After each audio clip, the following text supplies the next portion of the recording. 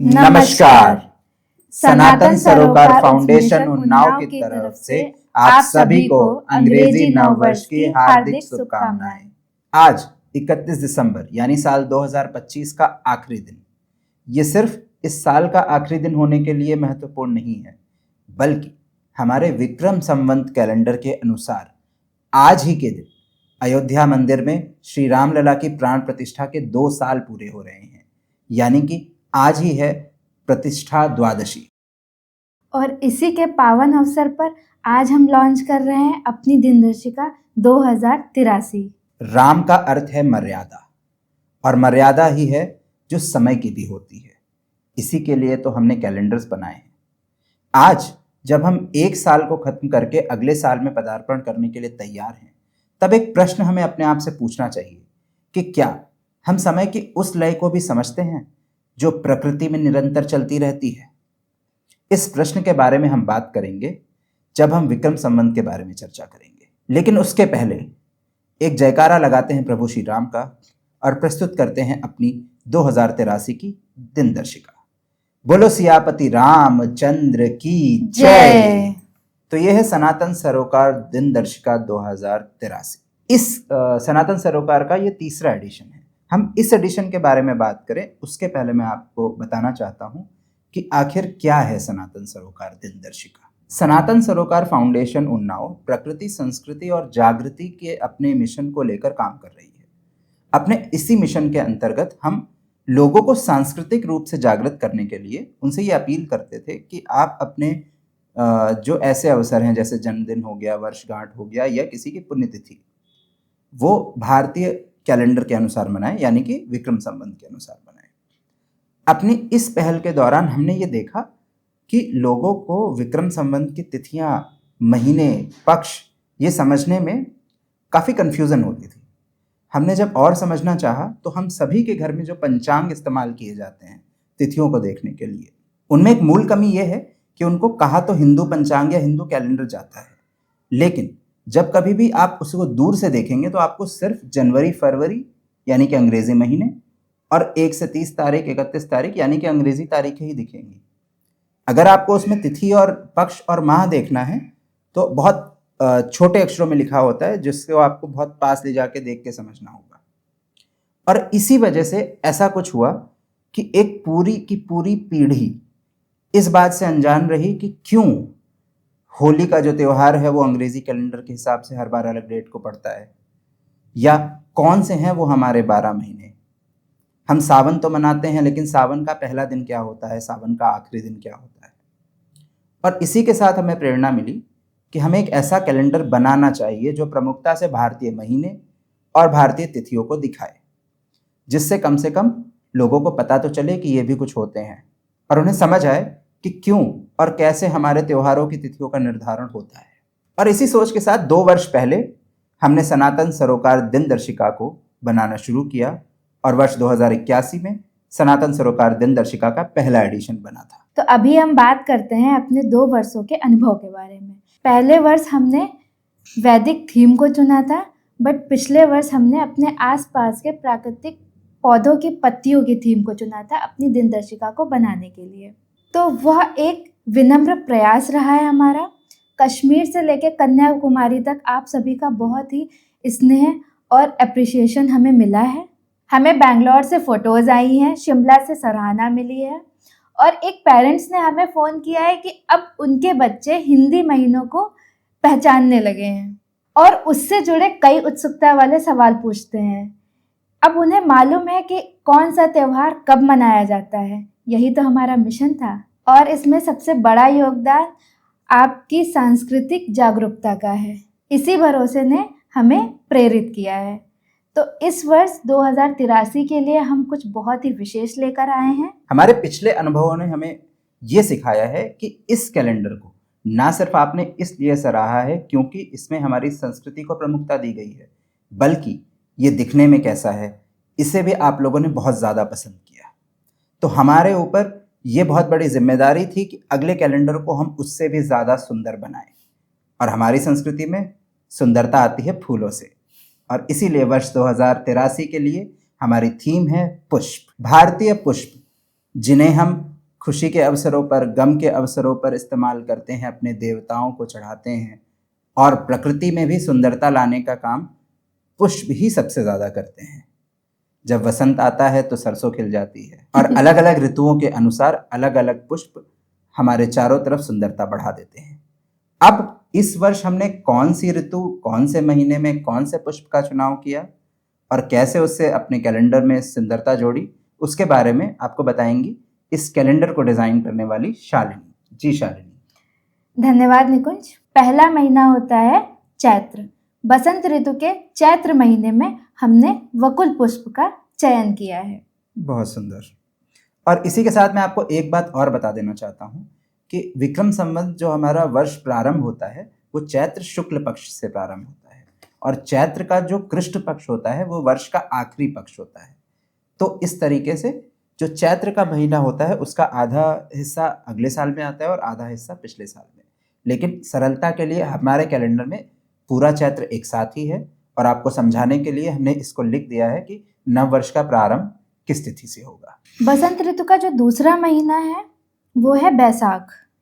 बैसाख में हमने अमलतास के पुष्प का चयन किया है। इसके बाद ऋतु का परिवर्तन होता है और ग्रीष्म ऋतु का पहला महीना आता है ज्येष्ठ। और इस वर्ष विशेष ये है कि ज्येष्ठ के 2 महीने हैं, क्योंकि हमारे इस कैलेंडर को ऋतुओं के साथ सिंक में रखने के लिए हर 3 साल में एक अधिक मास जोड़ा जाता है और वो अधिक मास इस बार ज्येष्ठ मास है। इस बार एक ज्येष्ठ का शुद्ध मास होगा और एक ज्येष्ठ का अधिक मास होगा। और उन दोनों ही मासों में हमने कौन से पुष्प का चयन किया है, शालिनी कृपया बताइए। पहले ज्येष्ठ में हमने नागकेसर पुष्प का चयन किया है और दूसरे ज्येष्ठ में हमने कदम पुष्प का चयन किया है। इसके बाद ग्रीष्म ऋतु का दूसरा महीना आता है आषाढ़ और इसमें हमने चंपा के पुष्प का चयन किया है। इसके बाद फिर से ऋतु का परिवर्तन होता है और आती है वर्षा ऋतु। वर्षा ऋतु का पहला महीना है श्रावण और इस महीने में हमने धतूरे के पुष्प का चयन किया है। वही धतूरा जिसके फल को हम भोलेनाथ को अर्पित करते हैं। उसके बाद वर्षा ऋतु का दूसरा महीना है भाद्रपत्र और भाद्रपत्र में हमने केतकी के पुष्प का चयन किया है। इसके बाद फिर से ऋतु का परिवर्तन होता है और आती है शरद ऋतु। शरद ऋतु का पहला महीना अश्विन है और अश्विन में हमने गुड़हल के पुष्प का चयन किया है। इसके बाद शरद ऋतु का दूसरा महीना कार्तिक मास है और इसमें हमने केसर के पुष्प का चयन किया है। इसके बाद फिर से ऋतु का परिवर्तन होता है और आती है हेमंत ऋतु। हेमंत ऋतु का पहला महीना है माघशीर्ष और माघशीर्ष में हमने सीता अशोक पुष्प का चयन किया है। हेमंत ऋतु का दूसरा महीना पौष आता है और पौष में हमने कमिला के पुष्प का चयन किया है। उसके उपरांत ऋतु का परिवर्तन फिर से होता है और आती है शिशिर ऋतु। शिशिर ऋतु का पहला महीना माघ है और माघ में हमने कचनार के पुष्प का चयन किया है। शिशिर ऋतु का दूसरा महीना फागुन है और इसमें हमने मदार के पुष्प का चयन किया है। इसी के साथ ऋतुएं और साल दोनों समाप्त हो जाते हैं। तो पुष्पों के बारे में ये रही पूरी जानकारी। अब आगे का बताएंगे निकुंज। धन्यवाद शालिनी। तो ये इस बार का जो कैलेंडर है काफ़ी रंगों से भरपूर है। मुझे तो काफ़ी सुंदर लगा और उम्मीद है आपको भी बहुत अच्छा लगेगा। मैं इसको फिर से ऐसे ही लगा दे रहा हूँ। और एक एडिशनल पुष्प जिसके बारे में शालिनी ने नहीं बताया वो है ये कमल का पुष्प जो हमारे कवर पे है, वो पिछली बार भी था। ठीक है, अब बात करते हैं जो भी लोग इस कैलेंडर को मंगाना चाहते हैं उसके बारे में मैं आपको बताता हूँ। हमारे पास ये कैलेंडर पिछली बार की तरह ही 2 फॉर्मेट में है, टेबल कैलेंडर और वॉल कैलेंडर। दोनों का ही मूल्य 501 रुपये निर्धारित किया गया है। लेकिन अभी से लेके 15 जनवरी यानी कि मकर संक्रांति के त्यौहार तक हम प्री बुकिंग ले रहे हैं और इस प्री बुकिंग के दौरान यदि आप कैलेंडर बुक करते हैं तो ये कैलेंडर आपको सिर्फ 301 रुपये का मिलेगा। इससे फ़ायदा ये होगा कि हमें पहले से अंदाज़ा हो जाएगा कितने लोग कैलेंडर ले रहे हैं और उतनी ही कॉपीज़ हम प्रिंट में देंगे ताकि वेस्टेज कम से कम हो। और इसी वजह से हम आपको ये एक बहुत अच्छा सा डिस्काउंट ऑफर कर रहे हैं। कैलेंडर बुक कैसे करें? तो कैलेंडर बुक करने के लिए आपको हमारा व्हाट्सएप नंबर और एक गूगल फॉर्म का लिंक इसी वीडियो के डिस्क्रिप्शन में मिल जाएगा। गूगल फॉर्म में आप अपनी डिटेल्स भरिए, जैसे कि नाम, पता, आपको कौन सा और कितने कैलेंडर्स चाहिए, और उसके साथ ही वहाँ पे क्यूआर कोड दिया है जिसमें आप पूरा भुगतान करके उस पेमेंट का स्क्रीनशॉट हमारे व्हाट्सएप नंबर, जो कि 9911991868 है, 9911991868 है, उस पर आप स्क्रीनशॉट भेज के कंफर्मेशन प्राप्त कर सकते हैं कि आपका ऑर्डर स्वीकार कर लिया गया है। कैलेंडर छपने के बाद फरवरी के दूसरे सप्ताह में कैलेंडर आपको भेजे जाएंगे। तो ये वो जानकारी थी जिसमें हमने आपको बताया कि यदि आप हमसे कैलेंडर मंगवाना चाहते हैं तो कैसे ऑर्डर कर सकते हैं। और मैं आपसे इस बात की अपील करना चाहूँगा कि यदि आप कैलेंडर लेना चाहते हैं तो इस प्री बुकिंग ऑफ़र का ही फ़ायदा उठाइए, क्योंकि एक बार प्रिंट में जाने के बाद जब कैलेंडर हमारे पास आएंगे तो हमें उसका मूल्य ज़्यादा ही रखना पड़ेगा। तो ज़्यादा से ज़्यादा लोग इस कैलेंडर को प्री बुकिंग पीरियड में ही बुक करें, जिसमें ही आपका अधिकाधिक फ़ायदा होगा। यहाँ पे निकुंज मैं एक बात पूछना चाहूँगी कि पिछली बार कई ग्राहकों ने हमसे ये बोला था कि ये कैलेंडर बहुत महंगा है। जी शालिनी, आप एकदम सही बात कह रही हैं।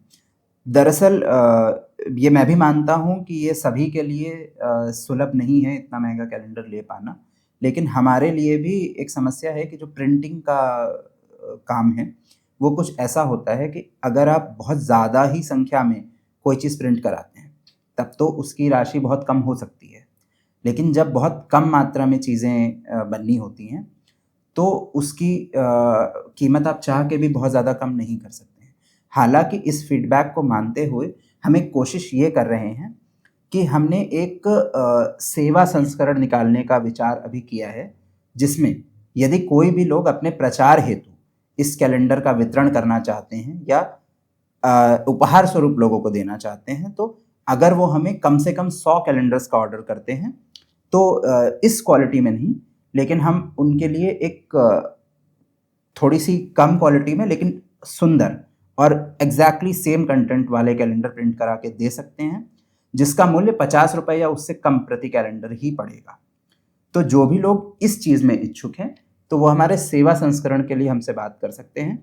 और मैं आपसे ये भी चाहूँगा कि ज़्यादा से ज़्यादा लोगों तक जब आप इस कैलेंडर के बारे में बताएंगे, इसकी मांग बढ़ेगी, हम इसको अधिक मात्रा में छपवाएंगे, तो ये बात तय है कि इसका मूल्य कम से कम ही होगा। ये तो बहुत अच्छी बात है निकुंज। जी शालिनी। तो इसके जरिए हम इस कैलेंडर को ज़्यादा से ज़्यादा लोगों तक पहुंचा सकते हैं। ये व्यापार नहीं, सेवा है। हम आपको एक बात ये भी बताना चाहते हैं कि इस कैलेंडर से जो भी धनराशि हमें मिलती है वो पूरी धनराशि हमारे प्रकृति संस्कृति को बचाने के लिए ही इस्तेमाल होती है, क्योंकि हमारी संस्था नॉन फॉर प्रॉफिट है।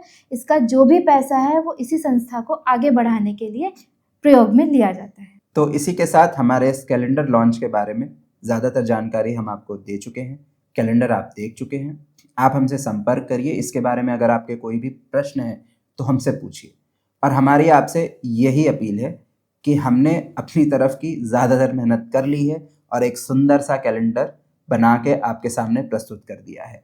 संस्कृति सेवा का अवसर अब आपके पास है। इस कैलेंडर को अधिकाधिक मात्रा में खुद भी लीजिए, अपने आसपास के लोगों को इस कैलेंडर के बारे में बताइए। और मेरा एक सुझाव और प्रार्थना ये भी है कि कम से कम एक प्रति इस कैलेंडर की लेके आप किसी न किसी बच्चे को, विद्यार्थी को उपहार स्वरूप दें, क्योंकि अगर आज वो इस कैलेंडर, हमारी संस्कृति, हमारी कालगणना के बारे में सीखेंगे, उनकी जिज्ञासा बनेगी, तो बहुत लंबे समय तक ये हमारी संस्कृति को संरक्षित करने का कार्य करेगी। इसी के साथ मुझे निकुंज को और शालिनी को आज्ञा दीजिए।